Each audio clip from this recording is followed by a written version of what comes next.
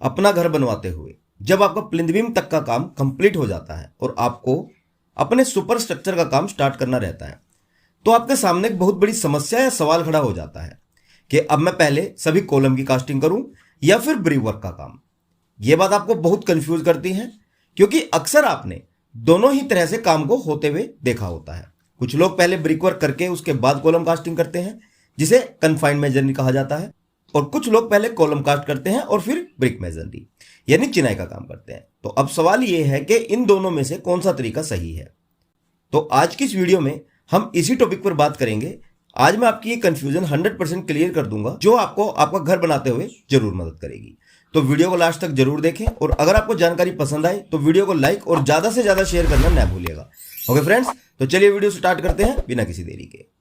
तो सबसे पहले हम बात करते हैं कि अगर हम पहले ब्रिक वर्क करेंगे और कॉलम कास्टिंग बाद में, तो उसके क्या फायदे हैं और क्या क्या नुकसान है। तो अगर फायदे की बात करें तो इससे आपको 3 फायदे होंगे। नंबर 1, पहला तो कॉन्ट्रैक्टर या आपकी शटरिंग कम लगेगी कॉलम कास्टिंग में, यानी कि आपको सिर्फ 1 या 2 साइड की शटरिंग लगानी पड़ेगी कॉलम कास्टिंग करते समय। नंबर 2, अब शटरिंग कम करनी होगी तो लेबर भी कम लगेगी, तो इससे टाइम और लेबर दोनों बचेंगे।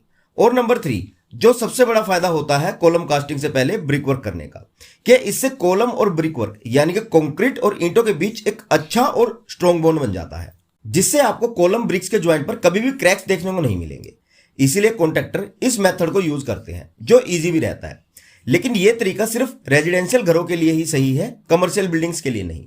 तो मेनली ये 3 ही फायदे होते हैं पहले ब्रिक वर्क करने के। अब इसके नुकसान देखें तो बहुत है। जैसे नंबर 1, पहला है स्ट्रक्चर स्टेबिलिटी और लोड ट्रांसफर इशू को लेकर। देखिए दोस्तों, कॉलम ही हमारे स्ट्रक्चर को प्राइमरी वर्टिकल सपोर्ट प्रोवाइड करते हैं, इसलिए अगर हम इन्हें रेडी करने में डिले करते हैं तो इससे स्ट्रक्चर की स्टेबिलिटी को नुकसान हो सकता है। और कॉलम ही सुपर स्ट्रक्चर का लोड सब स्ट्रक्चर से फाउंडेशन तक ट्रांसफर करने का काम करते हैं।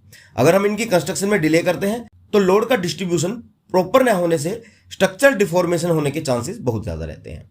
तो पहला नुकसान तो हमारे घर की स्टेबिलिटी और लोड ट्रांसफर को लेकर है। सेकंड, पहले ब्रिक वर्क करने पर हम कॉलम का प्रॉपर साइज और शेप मेंटेन नहीं कर सकते, और समटाइम्स इनके अलाइनमेंट में भी दिक्कत आती है। थर्ड, क्योंकि ब्रिक वर्क होने के बाद हम कॉलम की प्रॉपर शटरिंग नहीं कर पाते, जिससे पहली बात तो हम इसकी कंक्रीट करते हुए इसमें अच्छे से वाइब्रेशन नहीं कर पाएंगे। दूसरा, शटरिंग के गैप्स में से कंक्रीट की सैलरी भी बाहर निकल जाती है, जिससे कॉलम में 99% हनीकॉम्बिंग की समस्या आती है। इससे कॉलम की स्ट्रेंथ कम हो जाएगी, जो एक बहुत बड़ा नुकसान है।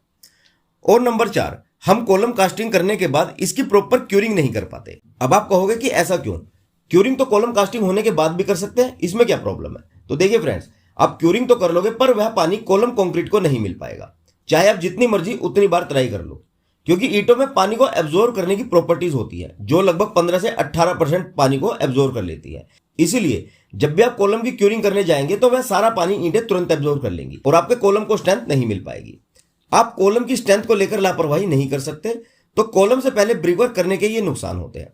अब अगर आप फ्रेम स्ट्रक्चर के सीक्वेंस में काम करते हैं, मींस पहले कॉलम रेडी करते हैं बाद में ब्रिक वर्क, तो आपको इसके एक नुकसान को छोड़कर बाकी सब फायदे ही फायदे हैं। जैसे कॉलम की आप प्रॉपर शटरिंग कर सकते हैं, चाहे वो प्लाईबोर्ड की हो या फिर स्टील की, जिससे आपके कॉलम को प्रॉपर शेप, साइज और अलाइनमेंट मिलेगा। आप कॉलम कास्टिंग करते समय प्रॉपर कॉम्पैक्शन कर सकते हैं, इससे हनीकॉम्बिंग की समस्या नहीं होगी। और कॉलम की प्रॉपर क्यूरिंग मींस तराई कर सकते हैं, इससे आपके कॉलम में स्ट्रेंथ मींस मजबूती बढ़ेगी, जो बहुत ही इंपॉर्टेंट है हमारे घर की मजबूती के लिए। पर इन सभी फायदों के साथ साथ पहले कॉलम कास्टिंग करने का एक नुकसान भी है। वो क्या है कि इससे ब्रिक और कॉलम में प्रॉपर ज्वाइंट नहीं बन पाता, मींस बॉन्डिंग नहीं बन पाती, जिससे ज्वाइंट्स पर क्रैक आने के बहुत ज्यादा चांसेस रहते हैं। पर फिर भी मैं इसी सेकंड मेथड को ही प्रेफर करूंगा कि आप पहले कॉलम की कास्टिंग करें, उसके बाद ब्रिक वर्क, क्योंकि कॉलम पहले कास्ट करने से फायदे बहुत हैं और नुकसान सिर्फ एक ही है, पर ब्रिक वर्क पहले करने के नुकसान बहुत ज्यादा है। अब आप कहोगे कि फिर क्रैक्स का क्या? तो देखिए फ्रेंड्स, क्रैक्स का तो आप सोल्यूशन कर सकते हैं, पर बाकी चीजों का नहीं। और मैं आपको बता दूं कि क्रैक से बचने के लिए आपको प्लास्टरिंग के समय कॉलम और ब्रिकवर्क ज्वाइंट पर बस चिकन मैश यूज करके प्लास्टर करवाना है।